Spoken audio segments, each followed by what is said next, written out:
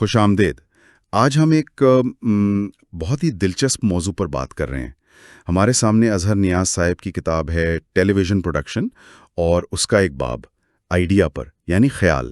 آج اسی پر غور کریں گے. جی بالکل.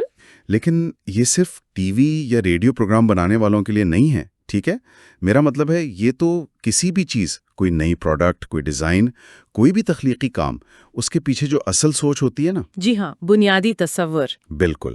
تو آج ہم یہی سمجھنے کی کوشش کر رہے ہیں کہ یہ آئیڈیا آخر ہے کیا چیز، آتا کہاں سے ہے، اور یہ اتنا ضروری کیوں ہے. تو چلیں ذرا اس کی گہرائی میں اترتے ہیں. یقیناً، اور یہ سمجھنا بہت ضروری ہے، جیسا آپ نے کہا کہ آئیڈیا کوئی معمولی چیز نہیں ہے. اس کی طاقت کو ہمیں کبھی کم نہیں سمجھنا چاہیے. کتاب میں بھی اظہر نیاز صاحب نے اشارہ کیا ہے کہ ایک اچھے آئیڈیا میں تو ایٹم بم سے بھی زیادہ طاقت ہو سکتی ہے. اچھا. جی، یہ وہ بنیاد ہے جس پر آپ کہہ لیں کہ مقصد کی پوری عمارت کھڑی ہوتی ہے. آپ اسے یوں سمجھیں کہ یہ ایک بیج ہے، چھوٹا سا، مگر صحیح جگہ ملے تو ایک بڑا درخت بن جاتا ہے. خواہشات کا، کامیابیوں کا. وہ جو بجلی کا بلب ہے وہ بھی تو ایک آئیڈیا ہی تھا نا، ایک چنگاری تھی جس نے دنیا روشن کر دی. اصل میں تو یہ سارے خیالاتی آئیڈیاز ہی ہیں جو دنیا چلا رہے ہیں، جو تہذیبیں بناتے ہیں، تاریخ بدلتے ہیں. صحیح. تو اگر ہم آئیڈیا کا مطلب دیکھیں لغت میں، تو وہ خیال، منصوبہ، کوئی نقشہ، احساس، ذہن میں جو تصویر بنتی ہے وہ ہے. بالکل، وہی مرکزی نقطہ. اور اس کا ایک فلسفیانہ پہلو بھی بڑا دلچسپ ہے کہ آئیڈیا کا وجود جو ہے وہ کچھ حد تک ہمارے ماننے پر بھی ہے. جیسے آپ نے فلموں میں دیکھا ہوگا. ہاں، وہ دیوار والا. جی، کہ کوئی کردار دیوار کو مانتا نہیں تو اس سے گزر جاتا ہے. لیکن ظاہر ہے یہ صرف ایک، آپ کہہ لیں، کہانی ہے. اصل زندگی میں تو دیوار سے ٹکرائیں گے نا، تو وہ نہیں کرنا. یہ مثال صرف یہ بتانے کے لیے کہ ہمارا یقین، ہمارا تصور خیال کو کتنی طاقت دے سکتا ہے. یہاں سے بات اور دلچسپ ہو جاتی ہے. کتاب میں ایک مثال ہے پنیری کی، سیڈلنگ کی، کہ جیسے پنیری اگر اپنی جگہ پر ہی رہے تو شاید وہ اتنی اچھی طرح بڑھے نہ، پھول نہ لائے. بالکل. پنیری کو اگر واقعی پھلنا پھولنا ہے نا، تو اسے وہاں سے نکال کر کسی دوسری بہتر جگہ لگانا پڑتا ہے. آئیڈیا کا بھی بالکل یہی حساب ہے. جب تک وہ ایک ہی ذہن میں رہتا ہے تو شاید زندہ رہے پر بڑھے گا نہیں. لیکن جب وہ ایک سے دوسرے ذہن میں جاتا ہے، شیئر ہوتا ہے، تب وہ، آپ کہہ لیں، پھلتا پھولتا ہے، اس میں جان پڑتی ہے. اسی حوالے سے وہ حضرت بلے شاہ اور شاہ عنایت والا واقعہ بہت بہت معنی خیز ہے. کہتے ہیں بلے شاہ جب گئے شاہ عنایت کے پاس خدا کی تلاش میں، تو وہ پنیری لگا رہے تھے. اچھا. تو بلے شاہ نے پوچھا، جی میں رب کو پانا چاہتا ہوں. تو شاہ عنایت نے، جو باغبان بھی تھے اور مرشد بھی، انہوں نے پنیری کی طرف اشارہ کر کے جواب دیا، جسے بلے شاہ نے شعر میں کہا، بلیاں رب دا کی پاؤنا، ایدرو پٹنا تے اودھر لانا. واہ، ایدرو پٹنا تے ادھر لانا. جی، اب اس کا مطلب صرف پودا اکھاڑ کر دوسری جگہ لگانا نہیں ہے. اصل گہرا مطلب ہے تصور بدلنا. تصور بدلنا. ہاں، اپنے ذہن میں جو خدا کا یا کسی بھی چیز کا پرانا ایک محدود سا تصور ہے نا، اسے اکھاڑ کر ایک نیا، زیادہ وسیع، زیادہ حقیقی تصور لگانا. جیسے ایک طرف وہ روایتی تصور ہو سکتا ہے خدا کا، عرش پہ بیٹھا سخت گیر، اور دوسری طرف قرآن والا تصور، یا جو صوفیہ بتاتے ہیں، شہرک سے قریب، دل کی جاننے والا، محبت کرنے والا. صحیح. تو جب آپ اپنا کانسیپٹ، اپنا تصور ایدرو پٹ کے ادھر لگاتے ہیں، یعنی بدلتے ہیں، تب آپ کو اس آئیڈیا کی، اس حقیقت کی اصل گہرائی سمجھ میں آتی ہے، اس کے امکانات نظر آتے ہیں. بہت خوب. تصور بدلنے سے آئیڈیا کی سمجھ آتی ہے. اچھا، ایک اور مثال بھی تھی آئیڈیاز کے تبادلے پر، سیب والی. جی ہاں، وہ بھی بڑی دلچسپ ہے کہ اگر دو لوگوں کے پاس ایک ایک سیب ہو اور وہ آپس میں بدل لیں تو کیا ہوگا؟ دونوں کے پاس ایک ایک سیب ہی رہے گا، ظاہر ہے. ہاں، ایک ہی رہے گا. لیکن اگر ان دو لوگوں کے پاس سیب کے بجائے ایک ایک آئیڈیا ہو اور وہ ایک دوسرے کو بتائیں، شیئر کریں، تو اب دونوں کے پاس کتنے آئیڈیاز ہو جائیں گے؟ دو. بالکل، دو دو آئیڈیاز، میرا آئیڈیا آپ کو ملا، آپ کا مجھے. تو چیزوں کے برعکس آئیڈیاز بانٹنے سے کم نہیں ہوتے بلکہ بڑھتے ہیں، ضرب کھاتے ہیں. یہ تو کمال کی بات ہے. جی، اور صرف تعداد میں نہیں بڑھتے. جب آپ آئیڈیا شیئر کرتے ہیں نا تو وہ بہتر بھی ہوتا ہے، مضبوط ہوتا ہے. آپ کسی سے مشورہ کرتے ہیں یا بس اونچی آواز میں سوچتے ہیں، جسے لاؤڈ تھنکنگ کہتے ہیں، تو نئے پہلو سامنے آتے ہیں. ہاں، خامیاں پتہ چلتی ہیں، بہتری کی گنجائش نکلتی ہے. بالکل. دوسروں کا مشورہ، ان کا زاویہ نظر، اس سے وہ ایک آدھا ادھورا خیال ایک مکمل منصوبے کی شکل لے سکتا ہے. وہی پنیری والی بات، نئی جگہ جا کر زیادہ صحت مند، زیادہ پھلدار ہو جاتی ہے.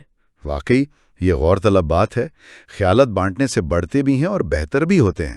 تو پھر یہ جو بڑے بڑے آئیڈیاز ہیں، زندگی بدلنے والے، یہ کن کن شعبوں میں ہو سکتے ہیں؟ کیا کوئی حد ہے ان کی؟ نہیں، کوئی حد نہیں. عظیم آئیڈیاز آپ سوچیں، غربت ختم کرنے کے لیے ہو سکتے ہیں، تعلیم سب تک پہنچانے کے لیے، طب میں، صحت میں، انجینئرنگ میں زندگی آسان بنانے کے لیے، معاشیات، سماجیات، آرٹس. کوئی شعبہ ایسا نہیں جہاں نئے بہتر آئیڈیاز کی ضرورت یا گنجائش نہ ہو. جیسے پاکستان ہے، زرعی ملک ہے، تو زراعت میں؟ بالکل. زراعت میں پیداوار بڑھانے، پانی بچانے، کسان کی مدد کرنے کے کتنے ہی آئیڈیاز ہو سکتے ہیں. اصل میں تو جتنی ایجادات ہوئی ہیں، جتنی ترقی ہوئی ہے، جتنے امکانات ہیں آگے، سب کے پیچھے کوئی نہ کوئی آئیڈیا ہی تو ہے.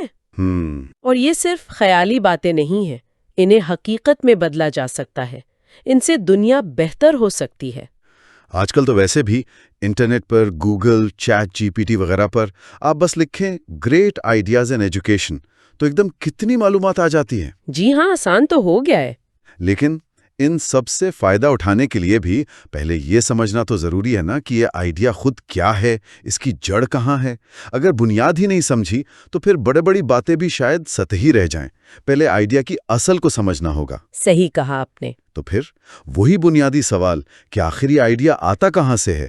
کیا بس ذہن میں آ جاتا ہے، دماغ سے، آنکھوں سے، کانوں سے، یا کہاں سے؟ دیکھیں، کتاب کے مطابق اور ویسے بھی جو دانشور بات کرتے ہیں، بنیادی طور پر دو بڑے ذریعے ہیں آئیڈیا حاصل کرنے کے. پہلا ذریعہ ہے ذات خود، the self. آپ کی اپنی ذات، آپ کا وجود، آپ کا اپنا تجربہ، فرسٹ ہینڈ. اچھا، اپنی ذات، اس میں کیا شامل ہے؟ اب بیٹھ کر سوچنا، غور و فکر کرنا، دھیان، گیان، وجدان جسے انٹویشن کہتے ہیں. اپنے اندر جھانکنا، اپنے احساسات، اپنے تجربات کا جائزہ لینا. اب یہ ذات کیا ہے؟ اظہر نیاز صاحب نے اپنے والد صاحب کی مثال دی، بڑی خوبصورت. انہوں نے پوچھا والد سے ذات کیا ہے؟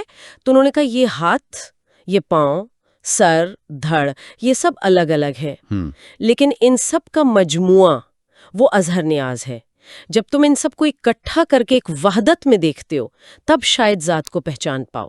تبھی تو کہتے ہیں من عرف نفسہ فقد عرف ربہ، جس نے خود کو پہچانا اس نے رب کو پہچانا. صحیح. اور یہ ذات بنتی کیسے ہے؟ اس میں آپ کے والدین شامل ہیں، آپ کے بنانے والے، ماں کی گود پہلی درسگاہ، آپ کے استاد جو الف ب سکھاتے، رنگ بتاتے، سخت، نرم، میٹھا، کڑوا، خوبصورت، بدصورت، یہ سارے تصورات دیتے، اور آپ کے حواس خمسہ، دیکھنا، سننا، سونگھنا، چکھنا، چھونا. تو ان حواس سے جو معلومات آتی ہیں، جی، وہ معلومات آتی ہیں، لیکن وہ خود بخود ادراک یعنی پرسیپشن نہیں بن جاتے ہیں.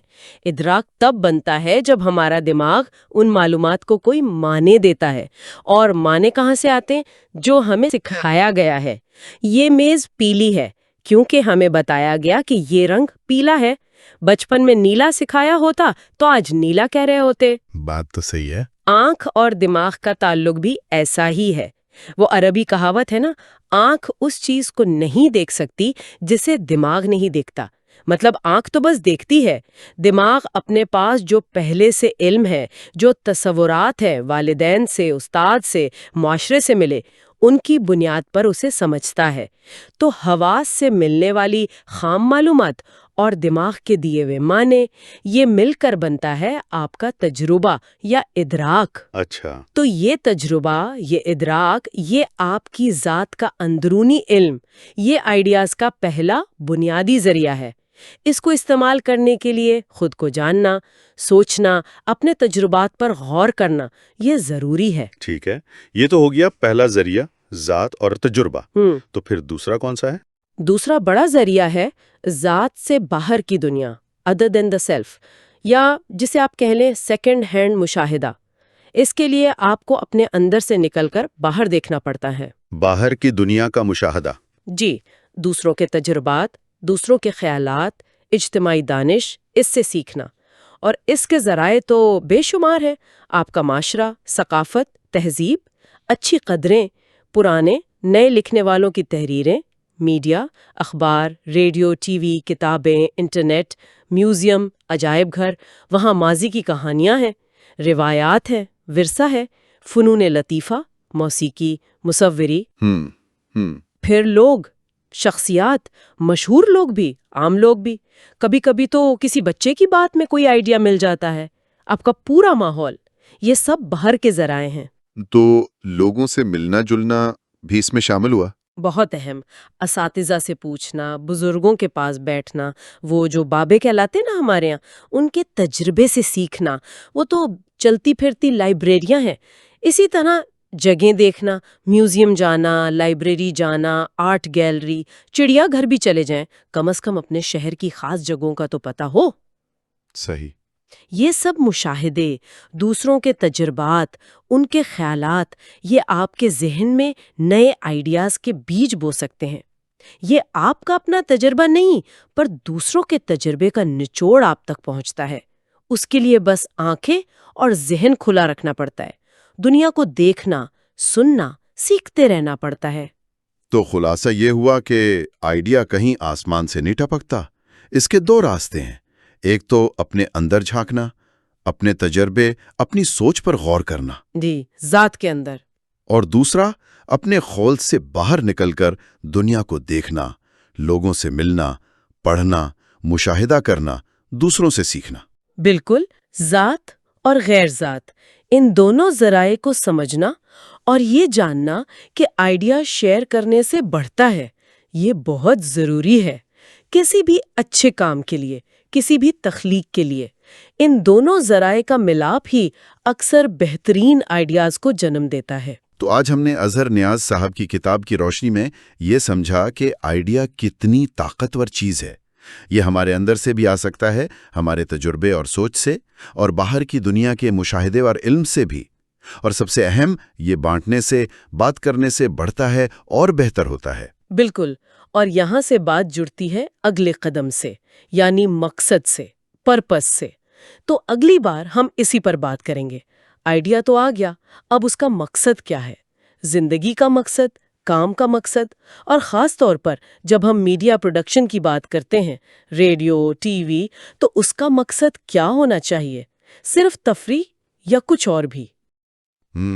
اہم سوال ہے۔